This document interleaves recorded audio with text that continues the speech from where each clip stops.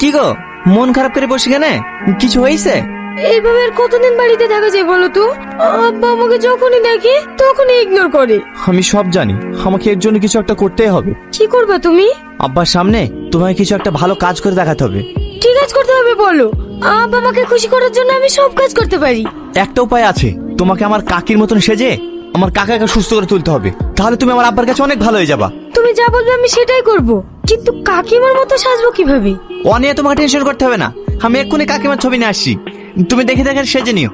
মা, আমি তোমাদের জন্য একটা সারপ্রাইজ রেখেছি। কি সারপ্রাইজ বাবু? তোমরা চলো, গেলে বুঝতে পারবে।